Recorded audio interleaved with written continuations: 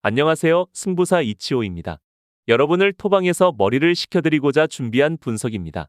분석 시작 전에 구독과 좋아요는 큰 힘이 되니 구독과 좋아요 한 번씩 부탁드리겠습니다.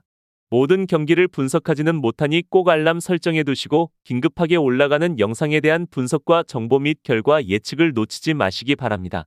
제가 추천해드리는 조합픽은 영상 하단의 댓글 가족방 링크 기재해 두었습니다. 영상을 다 시청하셨다면 댓글을 확인하여 조합픽을 받아가시기 바랍니다. 우선 한 경기 대전 서울 전력 분석 알아보겠습니다.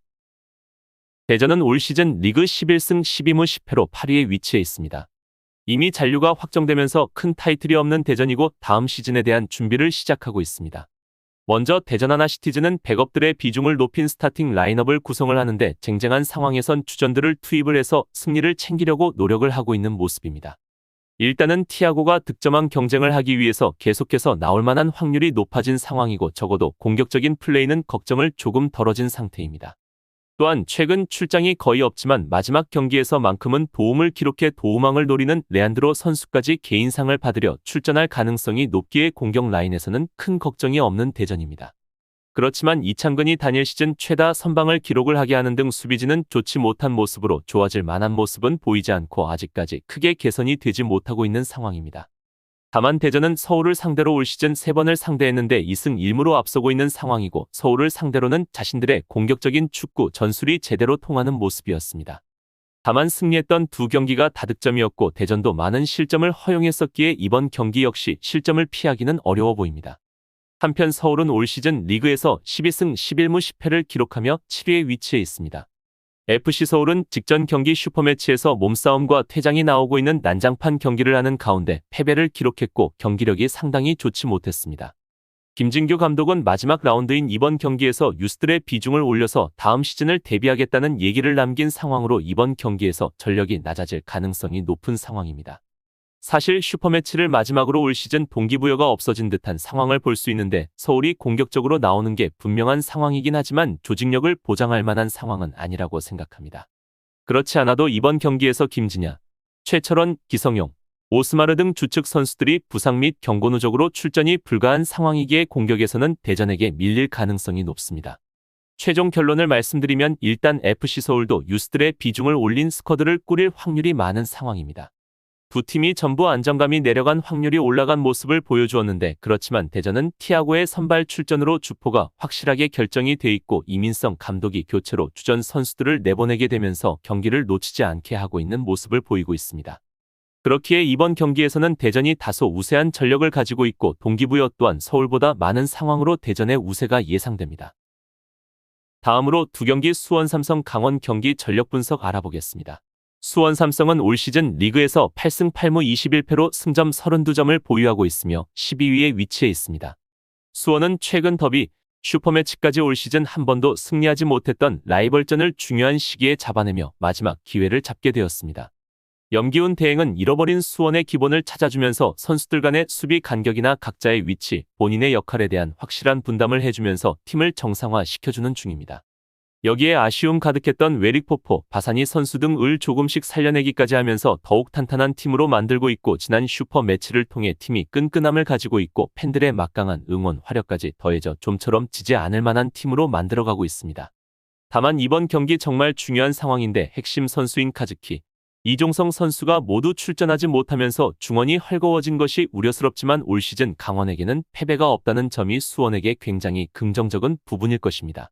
이번 경기에서 수원 삼성은 기대해 볼 수 있는 선수로 김주찬이라는 어린 선수가 있는데 김주찬은 올 시즌 24경기에서 5골을 넣으며 영플레이어상 후보로 지목되었고 김주찬이 득점한 경기에서는 수원이 4승 1무로 패배가 없었습니다.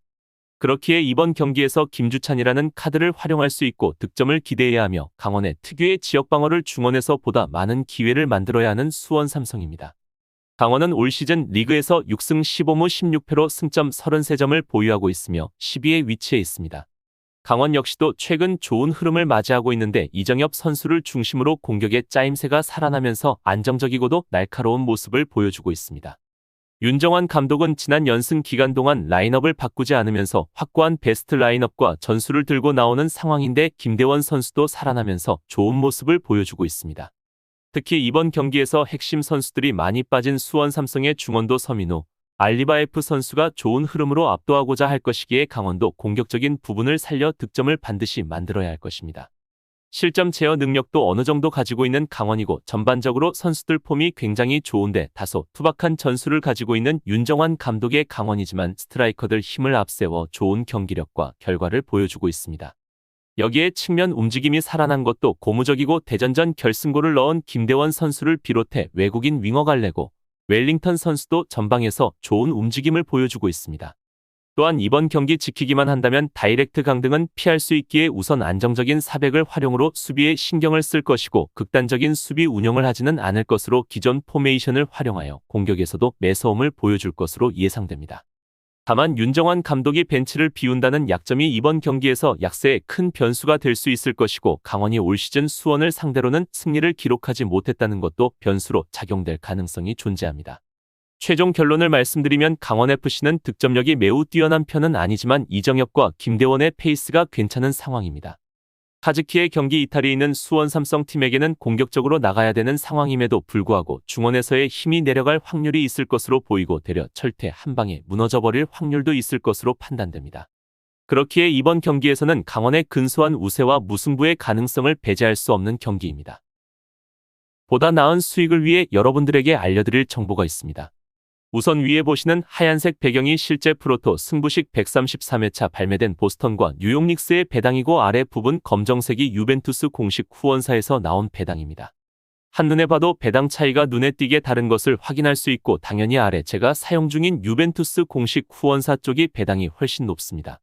또한 실제 유벤투스 공식 홈페이지에 파트너 체결이 되어 있음을 확인해 보실 수 있습니다.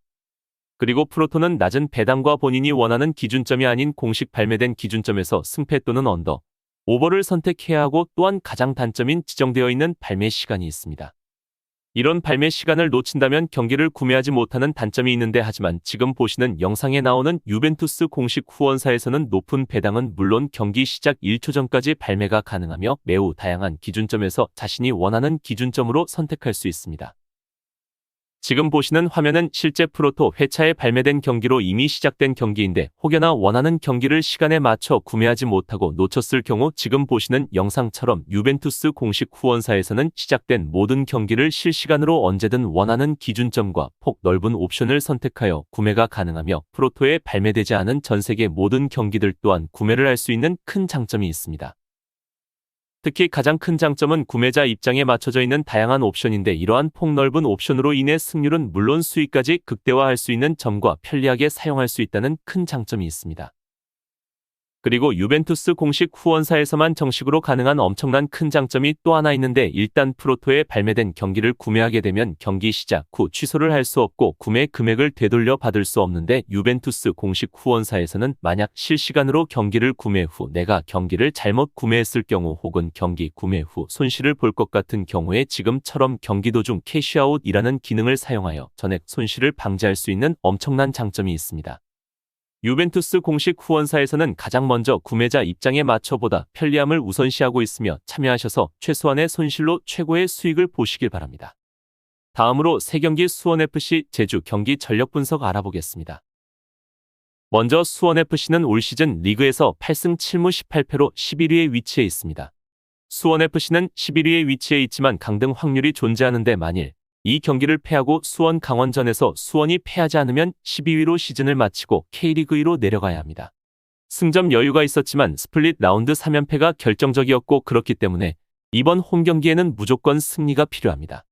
아무런 동기부여가 없는 제주 유나이티드 상대로 홈에서 이승우와 로페즈, 김현의 스리톱을 앞세워 공격적으로 골을 노려야 하는데 수원FC는 올 시즌 제주를 상대로 승리가 없다는 부분이 치명적인 약점이 될 가능성도 있습니다.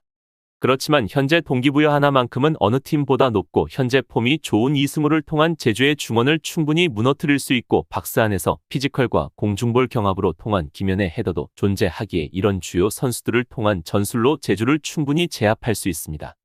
또한 윤빛가람과 이용 그리고 신세계 등 경험 많은 선수들이 다수 존재하고 특히 이영재가 중원의 핵심으로 이선 공격수들과 최전방에 위치하는 높은 제공권의 선수들에게 날카로운 코러스를 넣어주기에 이번 경기에서 충분히 득점을 기대해 봐도 좋을 것으로 예상됩니다.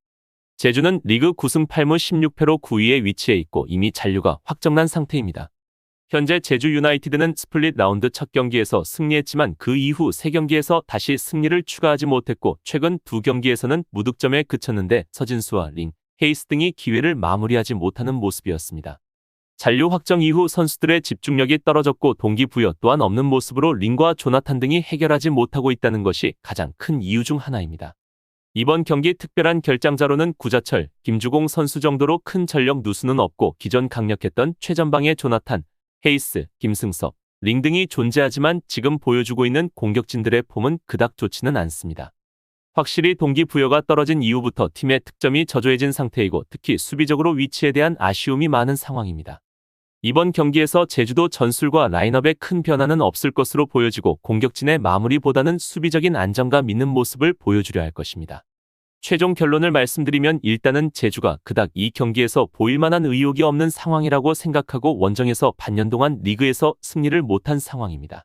물론 수원FC도 생각할 것 없이 달려들 상황인데 그럼에도 불구하고 수원FC의 실점할 확률을 낮게 보기엔 힘든 상황이라고 판단됩니다. 그렇기에 이번 경기에서는 수원FC의 우세속 다득점의 경기가 될 것으로 예상됩니다. 다음으로 4경기 김포FC 경남 경기 전력 분석 알아보겠습니다. 김포는 리그 16승 12무 8패로 3위에 위치해 있고 올 시즌 3위를 차지하면서 이번 경기 무승부만 기록하더라도 K리그 1팀을 상대할 수 있는 유리한 고지에 놓여 있습니다. 시즌 중반 아쉬운 흐름이 있기도 했지만 특유의 컴팩트한 수비력과 박청효 선수의 엄청난 선방 능력의 루이스, 윤민호 선수를 중심으로 한 공격력이 돋보이는 김포입니다. 먼저 득점에 있어서는 루이스 선수가 확실한 모습을 보여주고 있는데 다소 아쉬운 점은 최근 3경기 동안 승리를 거두지 못했고 주포 루이스 선수의 득점포도 9월 30일 경기에 머물러 있다는 점입니다. 빠른 카운터 어택을 통해 공격을 주도하고 있지만 최근 불안한 이유 중 하나이고 그래도 수비력은 확실한 김포인데 올 시즌 25실점으로 심절 제어 능력도 좋은 편이고 우선 골키퍼 박청효가 놀라운 선방 능력이 가장 큰 이유이고 김태한, 조성권 선수를 중심으로 하는 센터백 진영도 안정감의 중심입니다. 특히 김태한 선수는 수비를 리딩하면서 빌드업에서도 탁월한 모습을 보이는데 공수에서 밸런스가 좋은 김포이지만 유독 올 시즌 경남에게 약했던 면모가 우려스럽긴 하겠습니다. 그렇기에 이번 경기에서는 자신들이 보유한 특유의 탄탄한 수비 지역을 구축하여 실점을 내주지 않으며 경남을 자신들의 늪으로 빠지게 하는 경기 운영을 할 가능성이 높아 보입니다. 경남은 또 다시 가을의 이야기를 써내려가고 있는데 경남은 직전 경기 부천과의 대결에서 좋아진 공수 밸런스를 선보이며 경기를 펼쳤습니다.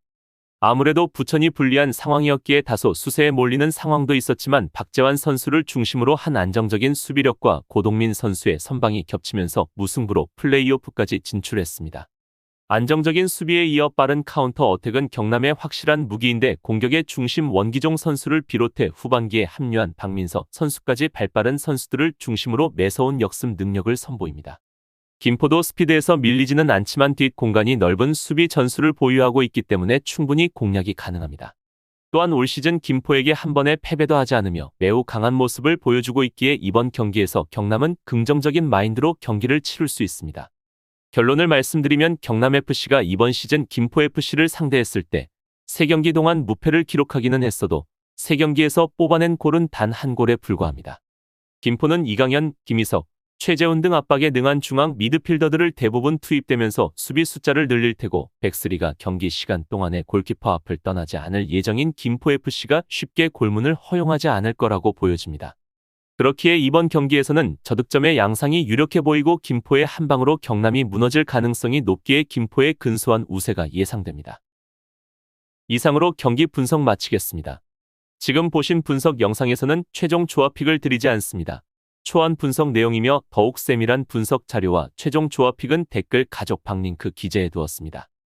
프로토가 처음이신 분들 혹은 프로토를 좋아하는데 적중률이 낮으신 분들께서는 주저하지 마시고 전문가의 도움으로 수익률 극대화하시는 것을 추천드립니다. 토토는 단지 운으로 하는 게임이 절대 아닙니다. 모든 분야 전문가들이 존재하듯 프로토도 전문가들이 존재합니다. 경기 전 다양한 분석 자료 확인은 필수이며 가장 중요한 정보력이 수익의 80% 이상 지분을 차지하고 있습니다. 수익률을 극대화하고 싶으신 분들께서는 영상 하단 고정 댓글 클릭하셔서 분석픽을 확인하시면 됩니다. 시청해주셔서 감사합니다.